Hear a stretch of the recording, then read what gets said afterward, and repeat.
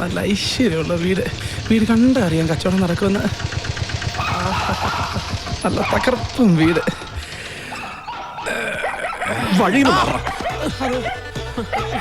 എത്ര ചേട്ടാ? 240. 240 രൂപയോ? എന്റെ ഈശ്വര. എന്നാടാ? സോജപ്പനെ അല്ലെന്നേ, ഈശ്വരനെയാ. ഏത് ഈശ്വരനെ നീ വിളിച്ചത്? അർദ്ധനാരീശ്വരനെ. എന്നെ അറിയാവോ? എടാവേ ഓട്ടോക്ക് 250 രൂപയായിരുന്നു. ഓഹോ, ഒരു കാര്യം ചെയ്, ആ കാശം കൊടുത്തേച്ച് നീ താക്കോല് മേടിച്ചു വാ. എന്നാ? അല്ല, 3 ചക്രം ഫിറ്റ് ചെയ്ത ഈ സാധനം വിലക്ക് തരുന്ന കാര്യമല്ലേ ചേട്ടൻ പറഞ്ഞത്? തമാശക്ക്? അതെ, തമാശയാണ്. ശശികുട്ട, ഒരു 150 രൂപയും കൊടുക്ക്. ആ കാശും വാങ്ങി ചുടായ്പ വേല കാണിക്കാതെ സ്ഥലം കാലിയാക്കും മോനെ പ്രകോദര. ചേട്ടത്തി, അച്ചായോ, എനിക്ക് മേലെ ഇതാരൊക്കെയാ? എന്നാ ഉണ്ട് അച്ചായോ? നിങ്ങൾ ആരാ? എവിടുന്നാ? സോജപ്പൻ, ഓലിക്കര സോജപ്പൻ. ചേട്ടത്തില്ലയോ? ചേട്ടത്തി, എന്നതാ? ലേറ്റ് മാരേജ് ആണല്ലേ? മോടെ കല്യാണമൊക്കെ ഉറപ്പിച്ചായിരുന്നല്ലയോ? ഞാൻ അറിഞ്ഞു. നിങ്ങൾ ആരാ? എവിടുന്നാ പറ. ഇതാണ് ചേട്ടത്തി. ഇത് കറക്റ്റാ.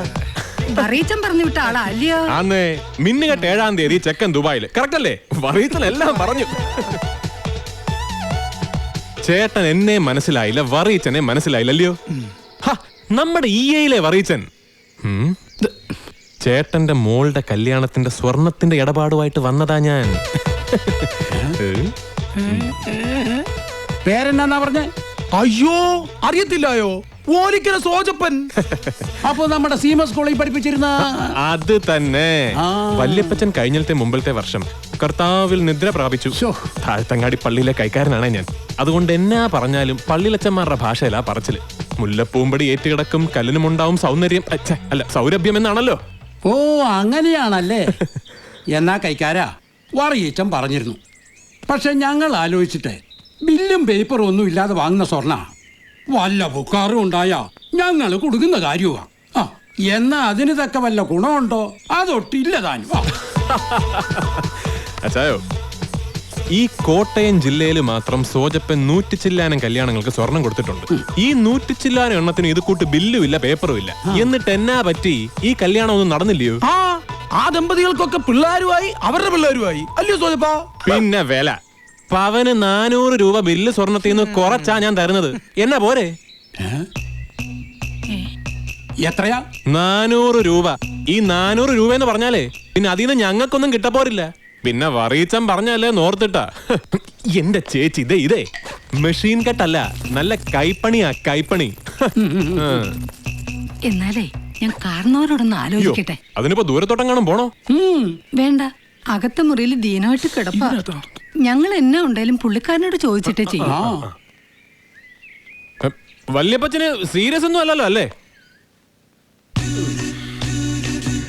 എവിടെ നീ എന്താടാ ചിക്കൻ കുനിയാൻ പിടിച്ച കോഴിയെ? മാനൂരാനത് പറയാം. ലവന്റെ കയ്യിലെങ്ങണം കിട്ടിയ എന്റെ കട്ട പോക. മാനൂരാനെ, താൻ എന്നാ എറണംകെട്ട പണിയാടോ എന്നോടും എന്റെ കുടുംബത്തോടും കാണിക്കാൻ ഒരുങ്ങിയത്? വറീച്ചൻ പറഞ്ഞു വിട്ടിരിക്കുന്ന സോജപ്പൻ പവന് 400 രൂപ കുറച്ച് തരാന്നാ പറഞ്ഞേക്കുന്നേ. അപ്പോഴാ തന്റെ ഒരു 300 ഉലുവ. ചേട്ടത്തി, ഉണ്ണിയാളെ നിങ്ങളുടെ ആരായിട്ട് വരും? ഇളയപ്പന്റെ മകൻ. ഇളയപ്പന്റെ മക്കളെ അവിശ്വസിക്കരുതെന്നാ കർത്താവ് പറഞ്ഞിരിക്കുന്നത്. അങ്ങനെ പറഞ്ഞിട്ടുണ്ടോ? അങ്ങനെയും പറഞ്ഞിട്ടുണ്ട്. ചേട്ടത്തി, എന്റെ സ്വർണം തനി തങ്കമാ, തങ്കം. എന്നെ കൊണ്ടൊന്ന് പറയിപ്പിക്കരുത്. ചേട്ടത്തിക്ക് ഞാൻ മാർക്കറ്റ് വിലയിൽ നിന്നും 500 രൂപ കുറച്ച് തന്നിരിക്കുന്നു. ഇതെന്റെ ഒരു പ്രസ്റ്റീജ് പ്രശ്നമായിട്ട് എടുത്തിരിക്കുക. അതുകൊണ്ട് ചെല്ലേ, അവനോട് പോയി കോട്ടയം പട്ടണത്തിലെ ഇതുപോലുള്ള വല്ല എരപ്പകളോടും പോയി കളിക്കാൻ പറ. മാഞ്ഞൂരാനോട് കളിക്കാൻ അവൻ ആളായിട്ടില്ലെന്നും പറ. പോ. മോൻ പോയാട്ടെ. വല്യപ്പച്ചൻ സമ്മതിക്കുന്നില്ല. വല്യപ്പച്ചൻ പറയുന്ന മാർക്കറ്റ് വിലയിൽ 800 രൂപ കുറച്ച് തന്നാ മാത്രം ബില്ലില്ലാത്ത സ്വർണം വാങ്ങിച്ചാൽ മതി. എന്റെ ചേട്ടത്തി, അത് വല്യപ്പച്ചന് സ്വർണത്തിന്റെ ഗുണമേന്മയെ കുറിച്ച് തക്കതായ ധാരണ ഇല്ലാത്തതുകൊണ്ടാണ്. പറഞ്ഞു മനസ്സിലാക്കണം. ഞങ്ങളുടെ വല്യപ്പച്ചൻ പുറത്തുനിന്ന് ആരെ അകത്തോട്ട് കയറി കാണാൻ സമ്മതിക്കത്തില്ല. എന്റെ അച്ഛാ, ഞാനിപ്പോ അകത്തോട്ട് കയറിയ പിന്നെ പുറത്തുനിന്നാവില്ലല്ലോ. അച്ഛൻ അറിയാത്തോണ്ടാണ്. ജനകോടികളുടെ വിശ്വസ്ത സ്ഥാപനമാണ് ഈ സഞ്ചി.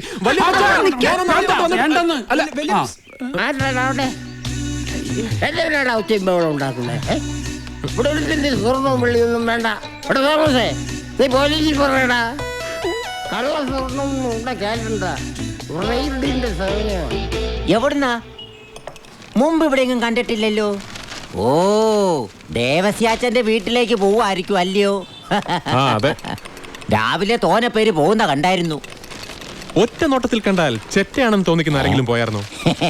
അതെങ്ങനെയാ ഒരാളെ ഒറ്റ നോട്ടത്തിൽ ചെറ്റയാണോ പിച്ചക്കാരനാണോ എന്ന് അറിയുന്നത്? അതൊക്കെ അറിയാവുന്നേ. ചെറ്റകളെ തിരിച്ചറിയാനുള്ള വിദ്യ ഈ ഒരാളിക്കറിയാം. ഒന്ന് പറഞ്ഞു കൊടുക്കും സോജപ്പ. അതായത് ചേട്ടാ, ഇപ്പൊ തന്നെ ഒരാൾ ഇവിടെ വന്ന് ഒരു ഗ്ലാസ് നാരങ്ങ വെള്ളം മേടിച്ച് കുടിച്ചുകൊണ്ടിരിക്കട്ടെ. ആയിക്കോട്ടെ. ഗ്ലാസിന്റെ ചോട്ടിൽ ഒരു ഇത്തിരിക്ക പോലും പഞ്ചസാര അലിയാതെ കിടക്കുന്ന കണ്ടിട്ട് കുറച്ച് വെള്ളം കൂടി ഇങ്ങോട്ട് ഒഴിച്ചു എന്ന് പറഞ്ഞിട്ടുണ്ടെങ്കിൽ പിന്നെ ഒന്നുകൊണ്ടും ആലോചിക്കേണ്ട, അയാൾ നല്ല ഒന്നാം ഗ്ലാസ് ചെറ്റ തന്നെ. ആ കാലത്ത് ഒരാൾ ഇങ്ങനെ വെള്ളം ചോദിച്ചു. അത് ദേവസ്യാച്ചന്റെ വീട്ടിലേക്ക് പോയ ആളായിരുന്നു. അതെ. ആ പറഞ്ഞ ആള് സിസർ സിഗരറ്റ് മേടിച്ച് വിൽസിന്റെ കൂടിലിട്ടോണ്ടാണോ പോയത്? അതെ. ചേട്ടൻ ഈ പറഞ്ഞ ആളല്ലേ ഇതോ ആ വരുന്നത്? എനിക്ക് ഈ പ്രാവശ്യം എനിക്ക് കുറച്ച് അതെ. ഇതെങ്ങനെയാ കുഞ്ഞ് ഇത്ര കൃത്യമായിട്ട് പറഞ്ഞത്? ചേട്ടാ, ചെറ്റ സോമാലിയെ ചെന്നാലും ചെറ്റത്രവേ കാണിക്കുന്നു. ആണോ? പറ്റിയ ചേട്ടന് കാശ് മുടക്കില്ലാതെ ഒരു സ്റ്റണ്ട് കാണാം സോജപ്പ. പയ്യപ്പോ കർത്താവേ ഉലുവാലാവോ? 2 നാരങ്ങ വെള്ളം, 1 സോഡ ഒഴിച്ച്. എനിക്ക് സോഡ വേണ്ട. സോഡ എനിക്കാ.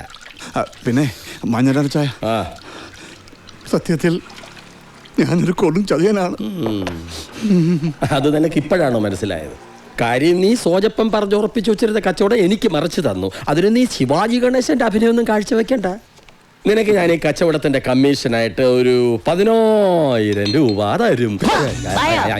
എന്റെ പട്ടി വരും. 10,000 ഉലുവ. മാഞ്ഞൂരാനെ മനസാക്ഷി വേണം, മനസാക്ഷി. മനസാക്ഷി ഉണ്ടായിട്ടാടാ തീറ്റി ചെലവ് നിന്നെ ഞാൻ കൂടെ കൊണ്ട് നടക്കുന്നത്. മാർക്കവാസി നാരങ്ങ വെള്ളമാണോ ഈ തന്നത്? കൃത്യസമയത്തിന് ബസ് കിട്ടി.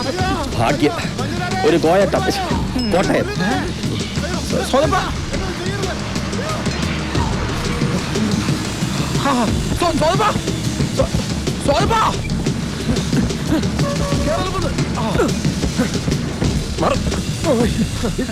ഇവിടെ നുളഞ്ഞു കയറുന്നു.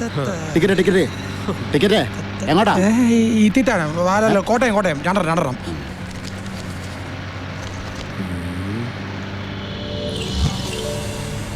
കർത്താവേ, എന്റെ പോക്കറ്റ് അടിച്ചു.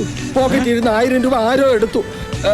ഡ്രൈവർ വണ്ടി നിർത്തു. എന്തിന്? അതിന് അച്ഛന്റെ കാശ് അണ്ടർവെയറിന്റെ പോക്കറ്റിലാണ്. ഈയുടെ അണ്ടർവെയറിന്റെ പോക്കറ്റിൽ നിന്ന് അടിച്ചോണ്ട് പോയത്. ഡ്രൈവർ വണ്ടി നിർത്ത്.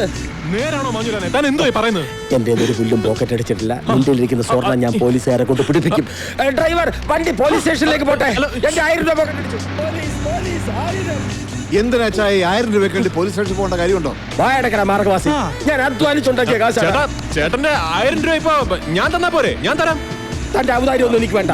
താനാണ് എന്റെ പോക്കറ്റ് അടിച്ചത്. ഞാനോ? പിന്നെ എന്തിനാ താൻ ഈ കാശ് തരുന്നത്? അല്ല, ഇതിപ്പോ പോലീസ് സ്റ്റേഷനിൽ പോകാനാണ് നേരം. നിനക്കേടാവും. ഞാൻ തരാം. വേണ്ട. എനിക്ക് പോലീസ് സ്റ്റേഷനിൽ പോണം. ഡ്രൈവർ വണ്ടി വിട്. എന്റെ 1000 രൂപ പോയി. അയ്യോ. ഈ സോജപ്പം പോക്കറ്റ് അടിക്കില്ല, വേറെ ആരെങ്കിലും ആയിരിക്കും. മിണ്ടാനെടാ പുല്ലേ.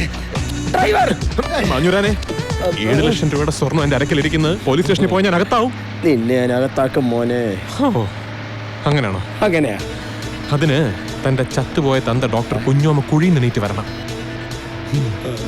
ശശികുട്ടാ. എന്താ സോജപ്പ? ശശികുട്ടാ, നീ ഒന്നും വിചാരിക്കരുത്. ഇനി ഏതാനും നിമിഷങ്ങൾക്കകം നീ ഒരു പോക്കറ്റ് അടിക്കാരനായി മാറാൻ പോവുകയാണ്. നീ ഒന്നും മനസ്സ് വെച്ചില്ലെങ്കിൽ നമ്മുടെ 7 ലക്ഷം രൂപ വെള്ളത്തിൽ പോകും. നമ്മൾ അഴിയെന്നും. അയ്യോ, അത് വേണം. കിട്ടി. ഇവനാ പോക്കറ്റ് അടിച്ചത്. ഇവനെ പോലീസ് സ്റ്റേഷനിൽ കൊണ്ടുപോകും. ഞാൻ പറയട്ടെ, യാത്രക്കാർക്ക് ക്ലേശം ഉണ്ടാക്കാതെ ഇവനെ ഒരു ഓട്ടോറിക്ഷയിൽ സ്റ്റേഷനിലേക്ക് കൊണ്ടുപോകുന്നതാണ് നല്ലത്. ചേട്ടൻ കൂടെ പോകും. വേണ്ട, ഞാൻ ക്ഷമിച്ചിരിക്കുന്നു. എന്തായാലും എന്റെ കാശ് കിട്ടിയല്ലോ, എനിക്കത് മതി. മോനെ, നിന്നെ സമ്മതിച്ചിരിക്കുന്നു. നീ സമർത്ഥം തന്നെയാണ് കേട്ടോ. ശശികുട്ടാ, ഓവറാക്കല്ലേ.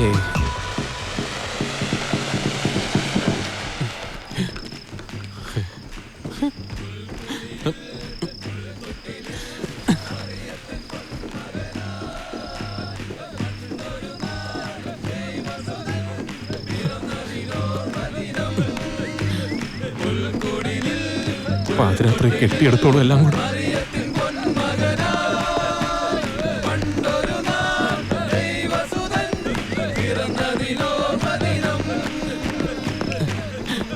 അയ്യോ, ഇച്ചായ കള്ളൻ.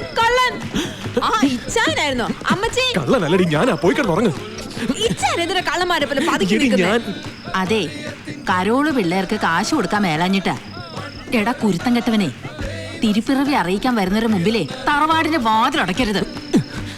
എന്റെ അമ്മച്ചി 3 കൂട്ടര് വന്ന് തിരുപ്പറവി അറിയിച്ച് കാശ് വാങ്ങിച്ചു പോയി. ഇനി പള്ളിയിലച്ഛന്റെ ഗ്രൂപ്പോടോ ആ കാര്യം അറിയിക്കണമെന്നില്ല.